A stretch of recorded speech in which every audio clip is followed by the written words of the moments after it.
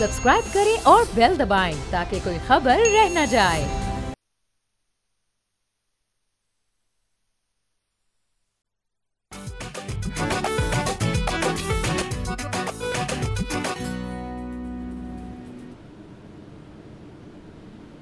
अस्सलाम वालेकुम, बोलो जनाब। मैं बहुत बहुत खुश आमदीद। मैं हूँ असद निज़ामी, मेरे साथ हैं अली आफ्ताब। सर क्या हाल है?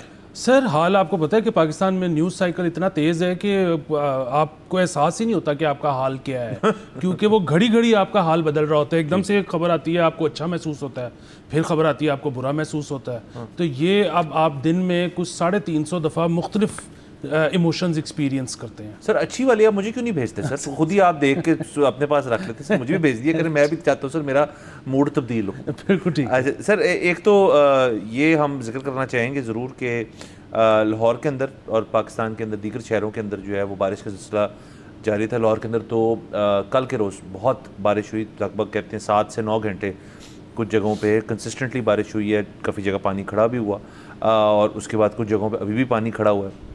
तो उसके अलावा इस रवां साल का जो मानसून सीज़न है उसमें लगभग 40 लोग जो हैं वो अपनी जान खो बैठे हैं। और अगेन ये पाकिस्तान के अंदर एक ऐसी खबर नहीं है जो कि बड़ी आपको वो लगती है कि जी ये कभी आज तक नहीं हुआ, ये हर साल ही इस किस्म की चीज़ होती है। और दीगर जो सूबाई हुकूमतें हैं वो कोशिश करती हैं कि इस चीज़ के साथ किसी न किसी तरह से निपटा जाए। अलबत्ता ज़ाहिर है कि जब एक चीज़ जिसको आप लड़ रहे हैं जिससे, जो कि क्लाइमेट चेंज है और मौसमी तब्दीली की वजह से उसकी जो शिद्दत है वो बढ़ती जा रही है साल ब साल, तो उसके अंदर आप भी एक रेस अगेंस्ट टाइम है। अब अगेन इसके अंदर जैसे हमने इस शो पे कई दफ़ा गुफ्तगू की है कि दुनिया भर के अंदर सबसे मुतासर होने वाले जो ममालिक हैं उनमें से पाकिस्तान एक है जो इस क्लाइमेट चेंज कंट्रीब्यूशन जो है उसकी ना होने के बराबर है। और दुनिया की तरफ से जितनी इमदाद की दावे किए जाते हैं, वादे किए जाते हैं, वो आज तक एक भी उस तरह से पूरा नहीं हुआ जिस नौयत का वादा होता है। तो इस सारी चीज़ को मद्देनज़र रखते हुए और हम इसको फॉर ग्रांटेड भी लेते हैं कि देखें कल जैसे बारिश हुई, जिन इलाकों में पानी बैठ गया वो लोग उस चीज़ को भूल भी गए होंगे जी कल बड़ी बारिश हुई है। जिन जगहों पे खड़ा हुआ है और ख़ास तौर पे जिनके जानने वाले रिश्तेदार या दोस्त यार जो जान खो बैठे हैं उनको तो सारी ज़िंदगी याद रहेगी ये चीज़ कि बारिशों की वजह से ये चीज़ हुई है। तो इस चीज़ के ऊपर कब काबू पाएंगे? ये कोई इस किस्म की चीज़ नहीं है कि जी आप IMF के प्लान के साथ टिकरिंग कर दें, आप बिजली की पॉलिसी ऐसे कर लें, ये कर लें। ये ऐसी चीज़ है ही नहीं जिसके अंदर आप पॉलिसी जो है वो इमीडिएट उसका इफेक्ट आना शुरू हो जाएगा। ये एक बड़ी तवील एक सफ़र है जो कि हमारे साथ और इस खित्ते के कई मुल्क हैं उन्होंने तय कर रहे हैं। और इसके अंदर जो बाकी ममालिक हैं जो इसके अंदर कंट्रीब्यूटर्स हैं उनका क्या रोल होगा, उसके बाद ये जो मानसून हैं मेरे ख्याल में काबू में आएंगे। आप ड्रेनेज सिस्टम जितने भी डाल लें वो सस्ता चलना चाहिए काम इंफ्रास्ट्रक्चर बेसिस पे, लेकिन जितना भी कर लें अगर ये चीज़ की शिद्दत ही बढ़ती जा रही है तो आप क्या करेंगे? एग्जैक्टली इसके ऊपर बात करने की ज़रूरत है। इसके ऊपर फौरी इकदाम कुछ करने की ज़रूरत है। ज़ाहिर है हमारे पास इतना पैसा ही नहीं है कि हम अकेले इसको एड्रेस कर सकें। मतलब सिर्फ अगर पाकिस्तान की हद तक भी बात हो, बहुत लोगों को डिस्प्लेस करना पड़ेगा। अब कई जगह ऐसी हैं जो कि शायद अनइनहेबिटेबल हो जाएंगी। मतलब इस वक्त आप देख रहे हैं कि फ्लैश फ्लड्स मरी तक में हमने देखा कि फ्लैश फ्लडिंग हुई है। अच्छा, इसकी वजह से लोगों का रोज़गार बहुत मुतासिर होगा। मतलब आप देखें ना कि समर वो टाइम था जब लोग जो हैं टूरिज़म के लिए गलियात और इस तरह की जगहों पे जाया करते थे। अब लोग नहीं जाएंगे तो वहाँ पर मतलब जो इंसानी जान का ज़िया या लोगों की इनकन्वीनियंस है वो एक तरफ, उनके कारोबार भी हर्ट हो रहे हैं। इसी वजह से कहा जाता है कि बहुत अनकरीब क्लाइमेट अपार्थीड होगा। जो हमारे जैसे इलाके हैं जिनको बहुत ज़्यादा असरअंदाज जो हुए हैं क्लाइमेट चेंज की वजह से, यहाँ से लोग जान बचाकर मुख्तलिफ मुल्कों में इमिग्रेशन हासिल करना चाहेंगे। दूसरे मुल्कों की इमिग्रेशंस बहुत महंगी हो जाएंगी क्योंकि अगेन ये जगह मतलब जहाँ पे एक कोई मखसूस आदमी रहता है, मतलब बड़े शहरों में तो शायद ऐसा ना हो लेकिन कई जगहों पे आप मज़ीद रह नहीं सकेंगे। फिर किसी को अगर आपने मूव करना है तो आप अकेले उसको नहीं कर रहे, उसका पूरा घर है, उसका एक ज़रिया मुआश है, वो मतलब अपनी ज़मीन के साथ जुड़ा हुआ है। वो मतलब आप उसको बिल्कुल एक नई जगह पे लेके जाएंगे, वो ही will have to start from the scratch. ये कोई आसान चीज़ें नहीं है, ये हुकूमत के लिए भी नहीं है, अफराद के लिए भी नहीं है। लेकिन अगर इसके ऊपर आज काम ना हुआ तो खुदा ना खास्ता बहुत ज़्यादा लोगों को नुकसान हो सकता है। बिल्कुल हो सकता है। सर इसके अंदर अगेन हम 2022 की जो फ्लड्स थे उसके बाद से हमने देखा कि उन्हीं कई इलाकों के अंदर इस दफ़ा भी, जिनको हम फॉल्ट लाइंस कहते हैं, जो फॉल्ट लाइंस हैं इस किस्म की चीज़ की, उधर क्या हुआ क्या नहीं हुआ, अगेन ये उन इलाकों की जो दीगर सूबाई हुकूमतें हैं वो जवाब दें इसके ऊपर कि जी देखें, अगर फॉल्ट लाइन अज्यूम हो गई है और आपको एक 3 ईयर का, ये तो नहीं था उनको पता ना जी कि 25 में फिर कुछ होएगा, ये तो एक्सक्यूज मी 22 के बाद उन फॉल्ट लाइंस को री एग्जामिन करके उनके अंदर से, जैसे आपने कहा, रिलोकेशन एफर्ट्स जो हैं वो करनी पड़ती हैं और ये हुकूमत की जिम्मेदारी है। लेकिन सर इसके अंदर आप ये देख लें कि उस दिन जो कराची के अंदर, मैं छोटा सा आपको मिसाल देता हूँ रिलोकेशन की, कराची के अंदर लियारी के अंदर जो बिल्डिंग वाला हादसा हुआ था उसके बाद से उसकी डेथ रोल भी मेरे ख्याल में 20-21 लोग जो थे वो बिल्डिंग के नीचे गिर के अपनी जान खो बैठे। उसके बाद से कुछ प्रेस कॉन्फ्रेंस में शरीर मेमन साहब ने एक बयान दिया और बड़ा ट्रूथफुल बयान था वो कि जी हम तमाम जो कराची की एरियाज़ आइडेंटिफाइड हैं जहाँ पर बिल्डिंग्स जो हैं फॉल्टी हैं, हम तमाम लोगों को रिलोकेट नहीं कर सकते। ये छोटी बात हो रही है, इतनी बड़ी बात नहीं हो रही जितनी आप एक सूबे के अंदर पूरे पूरे इलाकों में पूरी पूरी बेल्ट्स की बात कर रहे हैं। और जिन लोगों को उन्होंने इस बिल्डिंग से रिलोकेट किया उनको सिर्फ वो 5 महीने तक की रिहाइश दे सकती है हुकूमत। सो आप समझ रहे हैं कि छोटे लेवल पे क्या वो उनके पास रिसोर्सेज हैं जिससे वो रिलोकेट किए। तो हम मैस रिलोकेशन की बात करें तो ये तो बहुत दूर की बात है। अब इसके ऊपर आप एक इफेक्टिवली एक इकोनॉमिक प्रोग्राम में भी IMF के साथ जो कि क्लाइमेट चेंज ओरिएंटेड है वो लोन ही, वो आपको ग्रांट नहीं है। फ़र्क सिर्फ सर मसला सारा ये है कि हम में आज तक हमने क्लाइमेट चेंज के ऊपर हमें चाहिए ग्रांट्स, हमें चाहिए हैं लोन्स, नहीं चाहिए जो हमें रीपे कर। लोन की तो एक बहुत आम सी एक सादी सी बात होती है कि आपने कभी ना कभी वापस करना है। अब एक ऐसी चीज़ जिसकी जो हमारी इफेक्टिवली 100% गलती नहीं है, कुछ % भी गलती नहीं है, उसके लिए हम लोन क्यों लें? वो तो ग्रांट ओरिएंटेड हैं जो वादे हो चुके हैं।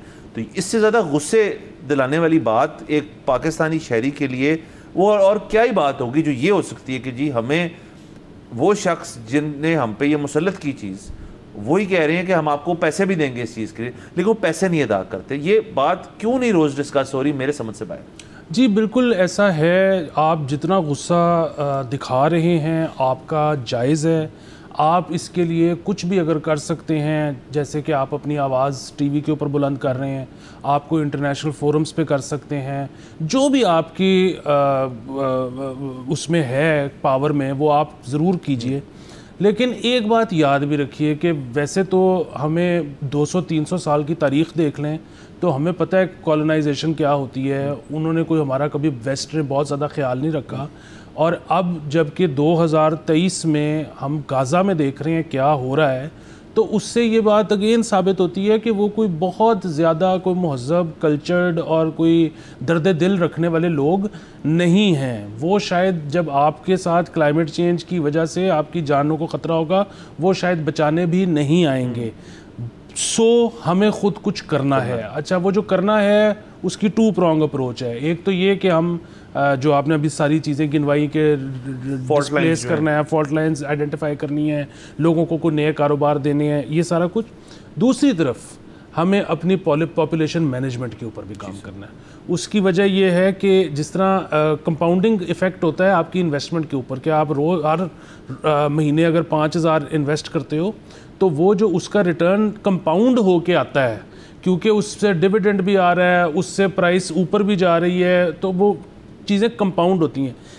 बिल्कुल वही लागू होता है पॉपुलेशन के ऊपर कि आप अगर आज ही कह रहे हो कि हमारा जो पॉपुलेशन ग्रोथ है वो 2.5% है, तो इसका मतलब ये नहीं है कि आज से 20 साल बाद आप 2.5% के हिसाब से कैलकुलेट कर सकते हो कि 20 साल बाद हमारी आबादी इतनी होगी। उसकी वजह ये है कि ये जो बच्चे बड़े जैसे जैसे होते जा रहे हैं ये खुद रिप्रोड्यूस करते जाएंगे, सो वो इसकी भी कंपाउंडिंग होगी। तो आपको अगर आप कभी मुहतात अंदाजे निकाल के देखेंगे कि 2050 में हमारी पॉपुलेशन क्या होगी, वो फिगर्स देख के आपको यकीन ही नहीं आएगा।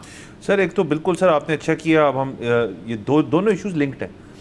पाकिस्तान की मैशत के ऊपर हम जब भी बात करते हैं हम कहते हैं जी टैक्सेशन बड़ा मसला है, आपका ट्रेड डेफिसिट बड़ा इशू है, इन्फ्लेशन बहुत इशू है, टैक्स टू GDP रेशियो बहुत इशू है, बड़ी चीज़ें उसके अंदर, इंटरेस्ट रेट, एवरीथिंग। मेरा तो अपना ख्याल है और आप और मैं, मेरे ख्याल में इस पर राय हमारी मुश्तरका है कि ये 2 चीज़ें जो हैं ये सबसे ज़रूरी हैं। Population growth in contrast to economic growth, and climate change. तो क्लाइमेट चेंज पे तो हमने बात कर ली, पॉपुलेशन ग्रोथ पे थोड़ी बात कर लेते हैं और पॉपुलेशन मैनेजमेंट जो है उसके ऊपर बात कर लेते हैं। तो सर आज 11 जुलाई भी है, वर्ल्ड पॉपुलेशन डे भी है। ये 1989 में जो यूएन डेवलपमेंट प्रोग्राम की, तब 1989 में जो गवर्निंग काउंसिल थी, उन्होंने 11 जुलाई मुकर्रर किया था एक ऐसा दिन जिसके ऊपर गुफ्तगू हुआ करेगी पॉपुलेशन के ऊपर। तो हम भी करेंगे सर गुफ्तगू उसके ऊपर। सर 242 मिलियन 24.2 करोड़ इस मुल्क की इस वक्त पॉपुलेशन है according to stats and figures. कुछ लोग तो इससे भी हायर एस्टिमेट्स कोट करते हैं, लेकिन ये हतमी तौर पे हमें पता है, तो हम ये कहेंगे। लेकिन इसके अंदर एक और फिगर जो है वो ज़्यादा ज़रूरी है। इस 242 मिलियन 24.2 करोड़ के अंदर 60% अवाम ऐसी है जिनकी उम्र 30 साल से कम है। 64%। तो 64% लोग जो हैं उनकी, वो अभी यंग है, उन्होंने कोई काम करना है, उन्होंने ज़िंदगियाँ बनानी है, जैसे आपने कहा, उन्होंने फिर आगे रिप्रोड्यूस भी करना है। अब आप उनको एक ऐसी स्टेबल इकोनॉमी दे पाएंगे, दे सकते हैं, जिसको वो यूटिलाइज़ करें और अपनी ज़िंदगी बेहतर बनाएं? क्योंकि इस वक्त तो सर अगर आप रफ़ एस्टिमेट लगाएं तो इकोनॉमी की ग्रोथ और पॉपुलेशन ग्रोथ जो है वो तकरीबन पैरिटी पे एट पार है, इफ़ नॉट के इकोनॉमी ग्रोथ थोड़ी कम है और पॉपुलेशन ग्रोथ थोड़ी ज़्यादा ही है।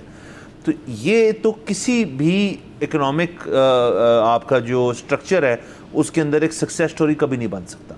अच्छा, इससे सवाल पैदा होता है अब क्या करें? अब यहाँ हम ज़रा थोड़ा सा एक और जोन में चले जाते हैं, जो टैबू जोन है, जिस जोन के अंदर अमूमन इस मुल्क के अंदर बात करना जो है वो नापसंदीदा कह लें उसको, या उसके ऊपर लोग बात नहीं करते, वो है पॉपुलेशन मैनेजमेंट। अब पॉपुलेशन मैनेजमेंट जो है उसकी कई चीज़ें हो सकती हैं। आप देखें इस वक्त अगर आप एक रफ सा एस्टिमेट लगाएं तो हर हाउस होल्ड के अंदर जो लोग कहते हैं जी कि जो मैंने स्टैट्स पढ़े हैं कि जी 2 to 4 चिल्ड्रन जो है एक बेसिक आप एवरेज निकाल सकते हैं। ये मेरा जहन नहीं मानता, मेरे ख्याल में इससे काफ़ी ज़्यादा है। और आप अगर आपके अर्बन सेंटर्स में लेंगे तो आपको शायद ये फिगर मिल जाएगी, अगर रूरल एरियाज़ में जाएंगे तो इससे कहीं ज़्यादा है।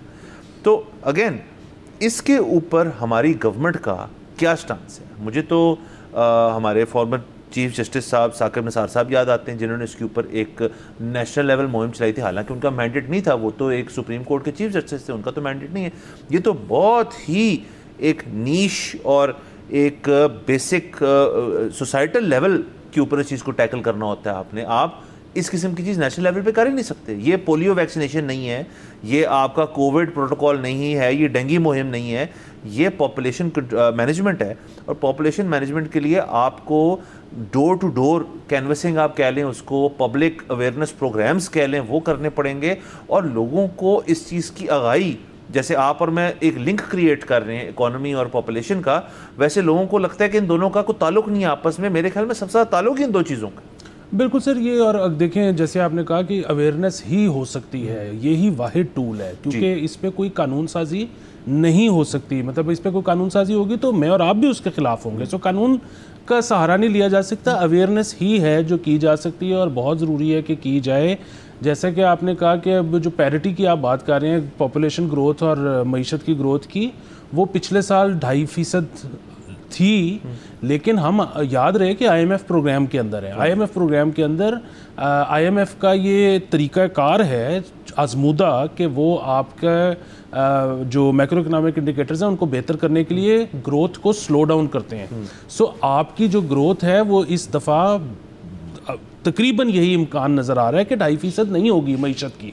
अभी जो फर्स्ट क्वार्टर के नंबर्स आए हैं वो तो 0.9% है, ठीक है। तो आप 2.5% आपकी पॉपुलेशन ग्रो कर रही है और जो पहले क्वार्टर में मईशत ग्रो की है वो 0.9 है। अब ये इसका जो फ़र्क है ना, ये आप फ़र्क माइनस करके निकाल लें तो इतने तो आप फर्स्ट क्वार्टर में जितने रिहायशी हैं इस मुल्क के वो गरीब हो चुके हैं, ठीक है। और इसी तरह ये परसेंटेज का जितना फ़र्क रहेगा उतने आप सालाना गरीब होते चले जाएंगे।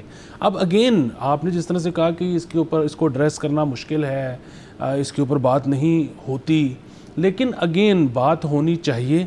और यहाँ पर 2 मसाइल का सामना करना पड़ता है। एक तो ये कि जब भी पॉपुलेशन मैनेजमेंट की बात होती है आपको जापान की और यूरोप की मिसालें मिलनी शुरू हो जाती हैं कि वहाँ देखें एक क्राइसिस हो गया है, पॉपुलेशन ग्रोथ उनकी ज़रूरत जितनी है उससे भी कम है। तो आप क्या चाहते हैं कि पाकिस्तान को भी खुदा न खास्ता ये वाला क्राइसिस का सामना करना पड़े? जी बिल्कुल ऐसा नहीं चाहते। उस नहज तक बात नहीं पहुंचनी चाहिए। उससे पहले मतलब अगेन डाटा आपके पास है, स्टैट्स आपके पास हैं, हुकूमत और अवाम जो है वो समझते हैं कि किस वक्त आपने ब्रेक्स लगानी है, किस वक्त आपने ब्रेक पे से पाँव उठा लेना है। तो आप क्यों ये सोचते हैं कि अगर ये मसला नहीं होगा तो वो मसला होगा? आप एक्सट्रीम्स में क्यों सोचते हैं? आप पहले इस मसले को तो एड्रेस करें ना। एग्जैक्टली दूसरी और आखिरी चीज़ ये कि यहाँ पर हम बात करते हैं बहुत इनसेंसिटिव होके, बड़े ही नंबर्स के ऊपर बैठकर कि जी मतलब दुनिया तो चलती ही रहती है और वहाँ पर अगर कम हो गए और यहाँ पर ज़्यादा हो गए तो इवेंट चले जाएंगे, ऐसे हो जाएगा वैसे हो जाएगा। हम ये नहीं देखते कि अगर किसी एक भी बच्चे को उसकी बुनियादी ज़रूरियात नहीं मिल रही, वो एक इंसान का बच्चा है, वो कैसा महसूस करेगा। तो अगर कोई ऐसी हम ऐसे बच्चों को दुनिया में लेके आ रहे हैं जिनकी हम बेसिक ज़रूरियात पूरी नहीं कर सकते, उनको वो मेल न्यूट्रिशन का सामना करेंगे, उनको दुख दर्द होंगे जिनका वो कोई अहाता नहीं कर सकते। हम अगर इस तरह उनके जूतों में अपना पैर रख के महसूस करें और हम मेयरली नंबर्स की बात ना करें कि वो इतने करोड़ का ऐसे कर लेंगे, उतने करोड़ का वैसे, मतलब इंसानों को नंबर्स में गिनना बंद करें, उनके एहसास से उनको गिनें। बिल्कुल सर, आपने ये सही फरमाया। और देखें जापान, यूरोप और बाकी वेस्ट के अंदर जो पॉपुलेशन के जो कमी हो रही है उसके अंदर से उसके और कंसर्न्स हैं। उसके अंदर तो देखें ना, उनकी जो जेरियाट्रिक कम्युनिटी है वो ज़्यादा लिव कर रही है, पीछे से बच्चे नहीं वो पैदा कर रहे, तो उनके हेल्थ सेक्टर पे भी एक बोझ है। क्योंकि ज़ाहिर है एक जवान शख्स को हेल्थ केयर कम चाहिए होती है बनस्बत एक एल्डरली शख्स को जिसकी जेरियाट्रिक केयर एक महंगी चीज़ भी होती है और वहाँ पे पब्लिक हेल्थ केयर सिस्टम भी है। तो वो तो छोड़ ही देना, उससे तो हम बहुत ही दूर हैं। हम तो इफेक्टिवली आपने कहा 64% जो है वो तो अंडर दी एज ऑफ 30 है, तो वो मसला तो अपनी जगह रह गया। अलबत्ता जैसे आपने कहा कि इस चीज़ को एक ह्यूमनाइज करें, इसको एक ह्यूमन लेवल पे लेकर आएँ, इसको आप एक नंबर ओरिएंटेड ना करें। जैसे मैंने पहले कहा कि मैशत के अंदर आप टिंकरिंग करके चीज़ें तब्दील करके बेहतरी ला सकते हैं, वो वक्ती हो या लॉन्ग लास्टिंग हो एक अलग बात है। लेकिन इसके अंदर जब तक आप इस इशू को ह्यूमनाइज नहीं करेंगे और इस इशू को न्यूमेरिक रखेंगे तो मसला होगा। यहाँ पे जाना हमने ब्रेक के ऊपर। See you after the break.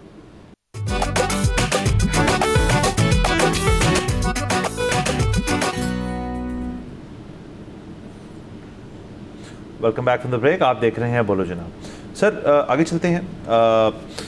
Sir YouTube हमारी ज़िंदगी का हिस्सा है उसको हम देखते भी हैं, एंजॉय भी करते हैं और उसकी कोई एज वाली बात नहीं है। फॉर ऑल एजेस उसके ऊपर कंटेंट है। एक बहुत ही वाइब्रेंट किस्म का प्लेटफॉर्म है जिससे लोग इन्फॉर्मेशन भी लेते हैं, कुछ लोग एंटरटेनमेंट भी लेते हैं, म्यूज़िक भी लेते हैं, हर चीज़ करते हैं। और अलबत्ता पाकिस्तान के अंदर हमेशा से तज्जियाती जो मामलात हैं वो 2 फोरम्स पे तय हो रही हैं।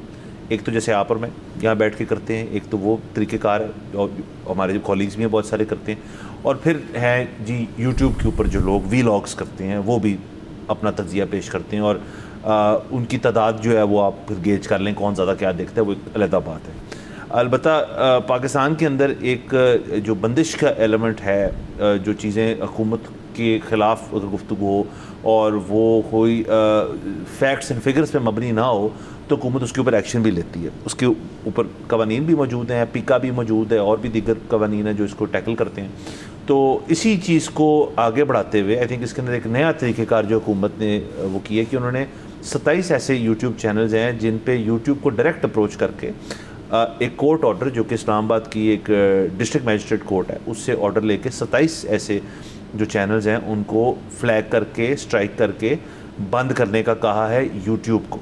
तो अब ज़ाहिर इसके ऊपर यूट्यूब अपनी कार्रवाई करता है कि जी आप इसके ऊपर को अपनी आप कोर्ट का ऑर्डर आप या तो ले आएँ या आप इसके ऊपर कोई चीज़ ले आएँ तो हम इसको फिर रहने देते हैं, वरना हम इस कोर्ट ऑर्डर पे अमल करेंगे। यूट्यूब की इस किस्म की पॉलिसी है। तो उसमें से 27 में से 2 ऐसे यूट्यूबर्स हैं जिनकी जो फ़ैसला था डिस्ट्रिक्ट मजिस्ट्रेट कोर्ट का इस्लामाबाद हाई कोर्ट के ज़रिए ने उनको कलअदम करा के अब उनके चैनल्स जो हैं वो बहाल हैं और रहेंगे। अलबत्ता बाकी जो 25 रह गए उनके इस वक्त जो है वो इस लिस्ट में नहीं है। ये आज तक की इसकी डेवलपमेंट है, लेकिन हम उसकी कानूनी जो गुफ्तगू उसके अंदर नहीं जाएंगे।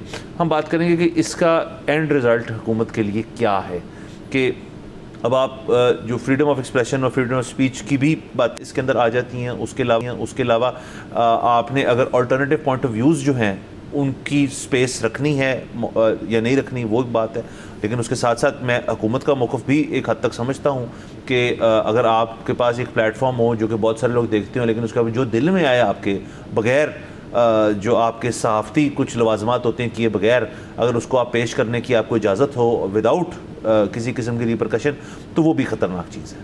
देखिए, बुनियादी बात यह है कि मैं तो इस फ़ैसले को पसंद नहीं करता, मुझे अच्छा नहीं लगा फ़ैसला, और उसकी वजह ये नहीं है कि मैं यहाँ पर उन यूट्यूब जो पहला फ़ैसला था उसकी वजह ये नहीं है कि मैं उन यूट्यूबर्स को डिफेंड कर रहा हूँ।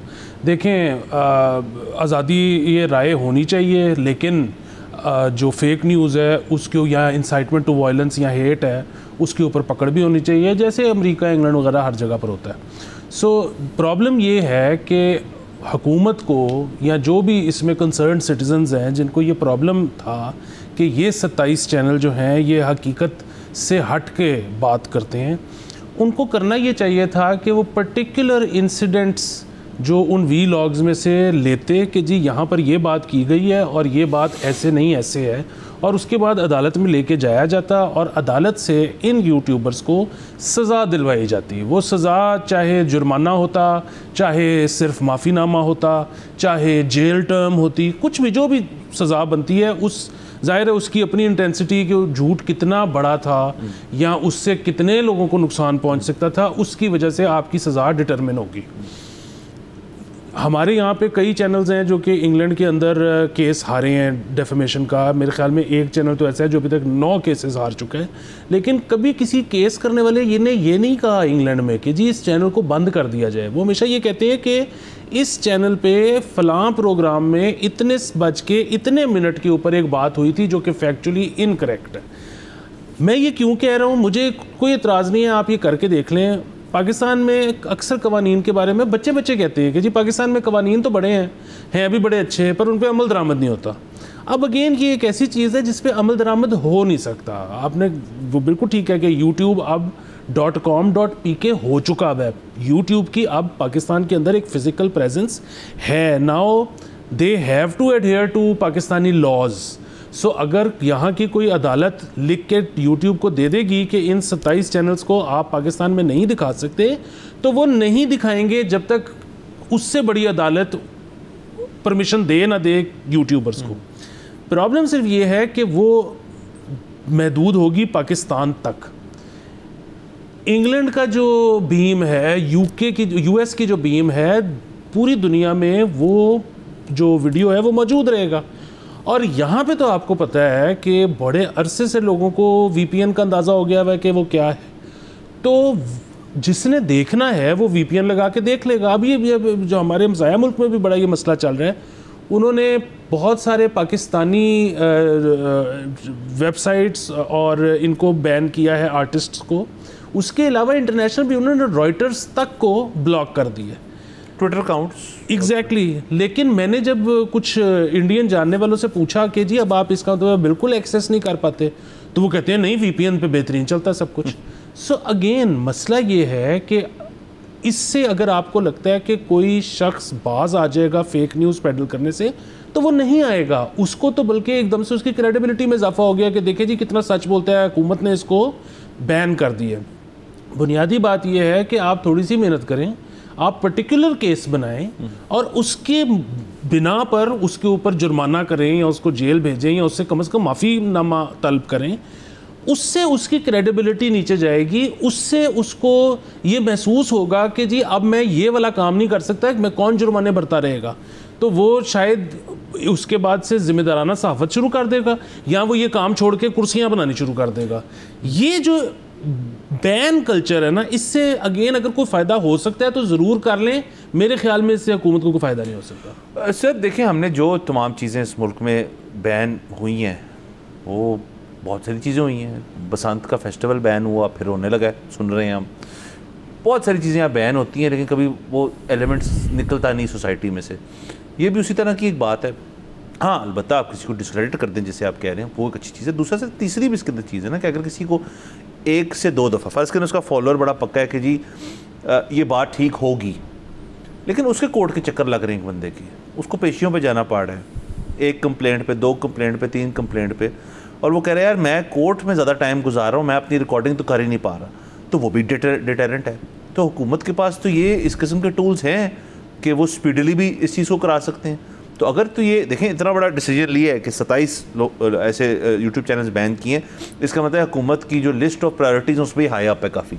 तो अगर एक चीज़ हाई अप है आपकी लिस्ट के ऊपर, तो उसके अंदर थोड़ी सी मुशावरत करके लोगों से उसको अगर आपने इम्प्लीमेंट सही तरह करना है तो ये तरीक़ेकार बेहतर है, ये रास्ता बेहतर है। दूसरा सर, इसके अंदर ऐसे नहीं है कि पाकिस्तान के अंदर कोई कवानीन जो हैं वो मौजूद नहीं है। मसला ये है कि यहाँ के कवानीन जो हैं वो फिर आप कोर्ट के चक्कर में आ गए, वो फिर आप यूट्यूब से ताल्लुक़ नहीं रखते। वो तो हमारा 92 का मेरे ख्याल में, ये नहीं 2002 का, 2002 में जो डेफेमेशन ऑर्डिनेंस है हमारा, वो तो एक बड़ा क्लियर है उसके अंदर कि भाई और पाकिस्तान दुनिया भर में चंद मुल्क रह गए हैं जिसमें डेफेमेशन जो है क्रिमिनलाइज्ड ऑफेंस है। पाकिस्तान उनमें से एक है कि आप पे क्रिमिनल प्रोसीडिंग हो सकती है अगर आपने हद तक इज़्ज़त की कोई किसी किस्म की बात की है।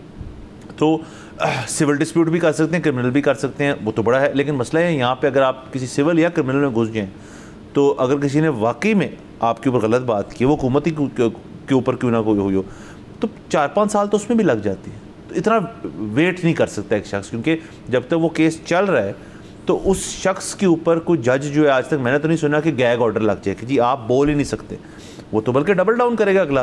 तो ये रूट तो ख़त्म हो गया हुकूमत के लिए, किसी शख्स के लिए। हाँ, अलबत्ता ये वाला जो दूसरा रूट है जो अभी इन्होंने लिया है, एक ये दूसरा रूट है, और तीसरा जैसे आपने बताया जो आप सजेस्ट कर रहे हैं, वो मेरे ख्याल में एक बेहतर रूट है और उसके ऊपर आपको ज़्यादा रिजल्ट्स मिल सकते हैं। और अगेन सर, मैं हमेशा कहता हूँ कि कुछ भी बैन करने से पहले, कुछ भी करने से पहले जो स्टेक होल्डर्स हैं उनके साथ अगर हुकूमत बैठे और बात करे और उनसे तबादला ख्याल हो कि जी ये ऐसे ऐसे ऐसे ऐसे कर ये चीज़ों को हल करना चाह रहे हैं हम, तो आप या तो गेट ऑन बोर्ड, वरना फिर दूसरा रास्ता हम लेंगे। तो ये चीज़ें सर मेरे ख्याल में ये हो सकती हैं। देखिए, पूरी दुनिया में जो डेफिमेशन का कानून चल रहा है, आपने वही करना है। आप why do you want to reinvent the wheel? आप एक नई चीज़ सोच क्यों रहे हो? इसी तरह पाकिस्तान में आप किसी का चैनल अगर यूट्यूब पे ब्लॉक कर दोगे, पाकिस्तान में 5 साल यूट्यूब बैन रह चुका है, तो लोग विमियो पे चले गए थे, उसका आपके पास क्या इलाज है? अगेन देखें, हम यूट्यूबर्स को डिफेंड नहीं कर रहे, हम सिर्फ सादी सी बात कर रहे हैं। ये जो चीज़ है ना बैनिंग वाली, ये इम्प्लीमेंट हो नहीं सकती। सो इसलिए थिंक समथिंग एल्स। बिल्कुल सर, बिल्कुल ठीक हो गया सर। अपने यहाँ पे ब्रेक लेते हैं, ब्रेक के बाद गुफ्तगू आगे बढ़ाते हैं।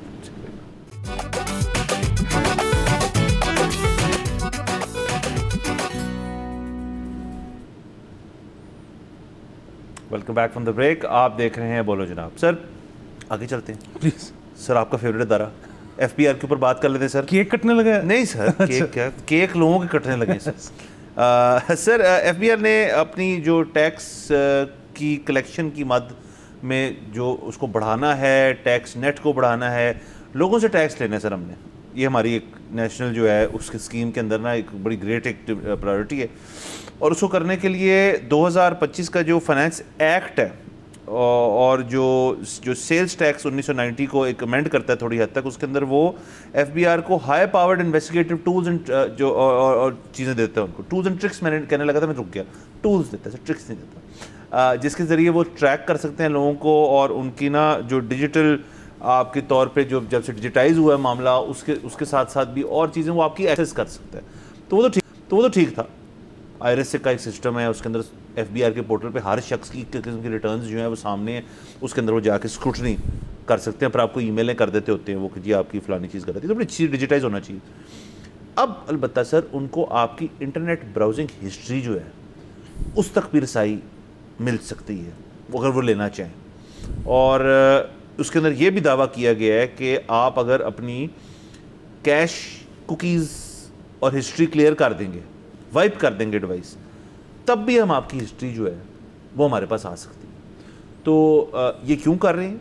इसकी बड़ी सादी वजह है कि वो देखना चाह रहे हैं थ्रू ब्राउजिंग हिस्ट्री कि आपकी स्पेंडिंग पैटर्न्स क्या हैं, आपकी जो आप चीज़ें कमा रहे हैं आप कैसे कर रहे हैं उसको, आप उसके अंदर किन वेबसाइट्स पे जा रहे हैं और आपका क्या तरीक़ेकार क्या है आपका मूवमेंट का। अब बाहर आपने क्या एसेट्स लिए हैं वो वेबसाइट से पता चल सकता है, अगर आप रिसर्च भी कर रहे हो तो पता चल। अब इसके अंदर से बहुत प्रॉब्लमेटिक चीज़ें हैं। एक तो बड़ी सीवियर इन्वेजन ऑफ प्राइवेसी है। किसी की भी सर्च हिस्ट्री जो है वो किसी हुकूमत के पास नहीं होनी चाहिए अनलेस उनके पास कोई शक हो शुबात हो कि ये कोई लीगल एक्टिविटी में मुलफ़िज़ है शख्स, और उसके बाद भी कोई कोर्ट या मैजिस्ट्रेट आई एज्यूम इसकी इजाज़त देता होगा, उसके बाद आप PTA और जगह इदारों के थ्रू वो चीज़ एक्सेस कर सकते हैं। ये जो यहाँ पे ना ब्लैंकेट के जी, अब FBI को ये इख्तियार भी है कि वो किसी कमर्शियल एंटिटी के अकाउंट्स में जाके टैक्स वसूली कर सकता है। ये उन्होंने एक मशहूर रेस्टोरेंट है उसके साथ भी किया है। तो सर FBI को तो जितनी लिबर्टी मिलती जा रही है, FBI तो स्लोली एंड स्टडीली जो है वो तो नैब से भी ख़तरनाक चीज़ बन जाएगी फिर।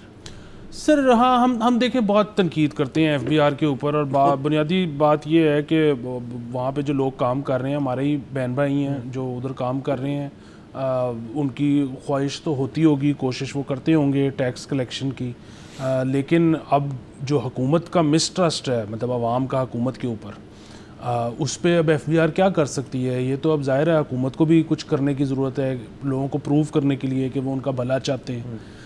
तो दूसरी चीज़ ये है कि ये जो आप बता रहे हैं कि जो उनको एक्सेसिव पावर्स मिल रही हैं, अब वो ये अगेन आपने जिस तरह से कहा कि इन्वेजन ऑफ प्राइवेसी है, ये इसका पहला मसला है। दूसरा अब आप आ जाएँ कि क्या ये भी कारगर इफ़ेक्टिव होगी कि नहीं होगी, तो अगेन बहुत मुश्किल है। और वो बहुत मुश्किल इस वजह से है कि अब लोगों की इंटरनेट की जो कंजम्पशन है वो इतनी ज़्यादा है, मतलब ऑन एवरेज हम जिन लोगों को मतलब जानते हैं जो थोड़े से मतलब मैं को अल्ट्रा रिच की बात नहीं कर रहा, जो थोड़े से मुतमव्वल घराने से लोग ताल्लुक़ रखते हैं, उनका आप देखें तो monthly consumption of internet is like 60 GB 80 GB individually. तो डाटा पैकेट्स जा रहे हैं, डाटा पैकेट्स आ रहे हैं, आपका जो FBR है वो ऑलरेडी अंडर स्टाफ्ड है। आप किस तरह से इतनी मॉनिटरिंग करवाएंगे कि एक बंदे का आपको हिस्ट्री सारी इस तरह से देखने के लिए मेरे ख्याल में तो बहुत सारे लोग चाहिए और बहुत टाइम चाहिए, बहुत टाइम चाहिए। और फिर वही बात है कि अगर एक शख्स VPN यूज़ कर रहा है तो फिर आप क्या करेंगे? और मैं कहता हूँ कि अगर ये किसी का लैपटॉप ही कॉन्फिस्केट कर लेते हैं और उसके बाद इनको हिस्ट्री में से कुछ मिल भी जाता है कि जी ये देखें कि ये एक ऐसी वेबसाइट विज़िट हुई है जो कि नहीं होनी चाहिए थी, और उस पर वो बंदा प्ली ले लेता है कि जी मुझे क्या पता, कोई और आके यूज़ कर गया था, मेरा कोई भाई कज़न होगा, मैं लैपटॉप तो घर पड़ा रहता है, तो उसके ऊपर फिर अदालत का क्या स्टांस होगा? सो बुनियादी बात वही है कि ये जो टैक्स कलेक्शन है, बहुत मैं ऑनेस्टली ये समझता हूँ कि FBR मतलब ज़ाहिर है वो बेचारा सबसे ज़्यादा मीम्स उस पर बन जाती हैं, सबसे ज़्यादा तनकीद का सामना उसको करना पड़ता है। मतलब आप ये देखिए ना कि FBR को अगर आपके और मेरे से एट सोर्स टैक्स काटने पे कोई प्रॉब्लम नहीं है, तो FBR को क्या प्रॉब्लम होगा ट्रेडर से टैक्स लेने पे? कोई भी नहीं। अब वो जो ट्रेडर के साथ टैक्स निगोशिएशंस जो हैं वो FBR तो कर ही नहीं रहा, वो तो हुकूमत कर रही है। ट्रेडर को जो ये सारी बात होती है कि हम आपके लिए कोई दोस्त प्लान लेके आते हैं, भाई मतलब वो नौकरी पेशा सवाल पूछते हैं कि जी मेरे लिए क्यों नहीं दोस्त प्लान लेके आते हैं, मैं मुझसे दोस्ती करें, मैं किसी और मुल्क का सिटीज़न तो नहीं हूँ। लेकिन वो हुकूमत कहती है कि नहीं जी हमने ताजिर से दोस्ती करनी है। वो और बात है कि 1 साल ताजिर दोस्त प्लान उनको पिच करते रहे हैं, उन्होंने वो भी नहीं एक्सेप्ट किया। सो मेरे कहने का मतलब ये है कि जो टैक्स कलेक्शन नहीं होती उस पर बहुत बड़ा मसला हुकूमत का है। मतलब वो FBR तो बहरहाल एक इदारा है उसके लिए, लेकिन वो क्या ही कर सकता है।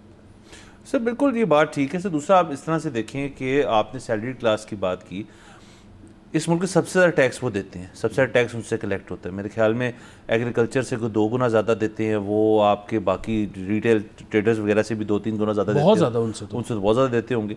तो अब वो तो एक चीज़ ऐसी है कि जी हमने कर ली है बस, कि हमसे तो टैक्स देते हैं। लेकिन एक डिस्पैरिटी देखें आप कि यहाँ पे शायद इस पूरे मुल्क के अंदर जो हमने अभी इस्टेब्लिश किया कि 24.2 करोड़ बंदा यहाँ रहता है, उसमें से आधे टैक्स देते हैं, आधे ऐसे जो टैक्स देते ही नहीं है, ही नहीं, कॉन्सेप्ट नहीं है। उनको आपने कैसे कन्वर्ट करना है? जो टैक्स नेट की बात करें, लोगों को लगता है टैक्स नेट जो है वो फैलता रहेगा और लोग आते रहेंगे, उसमें ऐसे नहीं होगा। आबादी भी बढ़ रही है सर, हमने शुरू में बात की, अगर आबादी भी बढ़ती रहेगी तो जो शख्स 18 साल का हुआ है इस साल, वो भी ढेर सारे लोग होंगे, जैसे हमने कहा 64% अंडर दी एज ऑफ 30 हैं, अब उनको भी टैक्स नेट में लाना है। अगेन एक बड़ा लूप सा है कि इनके पास पैसे इकट्ठे करने हैं टू डू थिंग्स, पैसे इकट्ठे नहीं होते क्योंकि आधी अवाम जो है वो टैक्स नहीं देती। सर ऐसे में वही वाली बात है कि आपको बेसिकली पाए का साइज़ बड़ा करना पड़ेगा। आपकी इकोनॉमी इतनी छोटी है, आपको उसको बड़ा करना पड़ेगा। आपका गुर्बत इतनी ज़्यादा है, इस वक्त आपकी जो है कुछ 11.5 करोड़ लोग जो हैं वो पॉवर्टी लाइन से नीचे हैं या उसके इर्द गिर्द हैं, ठीक है। उनसे आप क्या कलेक्ट करेंगे? एक कुछ फार्म पे एक बंदा काम करता है और उसको बदले में पैसे ही नहीं मिलते, उसको बदले में एक वो बार्टर सा सिस्टम है कि उसको बदले में कोई थोड़ा सा गेहूं मिल जाता है, थोड़ी सी कुछ सब्जी मिल जाती है, थोड़े से वो कैश, टेक होम कैश उसका कुछ है ही नहीं, तो आप उससे टैक्स क्या कलेक्ट करेंगे? सो अगेन आपको अपनी जो आबादी है उसको पहले आपने अपने मुआशरे को अमीर करना है। वो अमीर होंगे तो फिर वो टैक्स देंगे। अगेन उसके लिए ये जनरेशनल चीज़ है। इसमें आपको तालीम देनी है, इसमें आपको सेहत देनी है, इसमें आपको स्किल देना है, इसमें आपको मॉडर्न तरीके अपनाने हैं हर चीज़ में, from manufacturing to agriculture to everything. इसमें आपको मतलब चाइना की सतह पर जिस तरह उनका जो स्किल्ड वर्कर है वो मतलब उन्होंने जब कोविड में कहा अपने लोगों को कि जी क्वारंटीन में चले जाएं और अब आपने ना इतने दिन घर से नहीं निकलना। जिस वक्त कोविड आया और पूरी दुनिया ने लॉकडाउन लगाया, सबसे ज़्यादा इफ़ेक्टिव लॉकडाउन कहाँ का था? चाइना। क्यों? क्योंकि वहाँ के जो लोग हैं वो स्किल्ड लोग ज़्यादा हैं। उन्होंने इस बात को ड्यूटी समझ के फॉलो किया कि हमें ऑर्डर है कि हमने घर से नहीं निकलना, जैसे हमें ऑर्डर है कि हमने 9 to 5 जाके करना है। सो बुनियादी बात यह है कि इस तरह के लोग पैदा करने के लिए आपको बहुत वक्त दरकार है और बहुत मेहनत दरकार है, और ये जब तक नहीं होगा तब तक ये मसाइल रहेंगे। सर बिल्कुल सर, इसके अंदर लास्टली क्लोजिंग से पहले मैं ये कहना चाहूँगा कि अगर आप इस बजट और जौन सा भी बजट ले लें पिछले जितने सालों के हैं, उसके अंदर अगर आप हेल्थ, एजुकेशन और सोशल वेलफेयर की आप कंपैरिजन करें गवर्नमेंट एक्सपेंडिचर और दीगर और जो आपके एक्सपेंडिचर हैं, तो मेरे ख्याल में हेल्थ इज़ 0.9% है, एजुकेशन 0.9% है, सोशल वेलफेयर चाहे 1-2% है, फिगर एक्यूरेट, हेल्थ 1.2 ऐसे 1.5% से नीचे ही हैं सारे। ये टोटल बजट का एक्सपेंडिचर है। सो सर प्रायोरिटीज़ जो हैं वो जब तक चेंज नहीं होंगी तब तक ये मामलात जो हैं ये उस तरफ नहीं आएंगे जो आप बात करें। टैक्स कलेक्शन आसान नहीं होगी क्योंकि लोग जो हैं फिर अपना हक समझ के करेंगे जी हम। दूसरा आपने एग्रीकल्चर की बात की, अब देखिए सर एग्रीकल्चर सेक्टर में छोटा काश्तकार तो आप छोड़ देना कि वो तो नहीं देता टैक्स, जैसे आपने कहा वो तो किस चीज़ पर टैक्स दे, दरमियाना जो है वो भी नहीं देता, और जो बिग काश्तकार है, जो बड़ा एग्रीकल्चर का आपका जायंट है, वो भी नहीं टैक्स देता। तो अगेन आपकी जो कलेक्शन है उसके अंदर आप जो ब्राउजिंग हिस्ट्री है अगर उसको छोड़ दें और रादर देन दैट आप फोकस करें कि यार जो आपके एयरमार्क कर सकते हैं सेक्टर्स जिसके अंदर इनको तो देना चाहिए, क्योंकि सैलरी क्लास को तो एयरमार्क किया हुआ है। तो बार sir let's see what happens और टैक्स के अंदर क्या मामले होते हैं। बाकी हमारा वक्त ख़त्म हो जाता है। कल आपसे इंशाल्लाह फिर मुलाकात होगी। इजाज़त दीजिए, खुदा हाफिज़।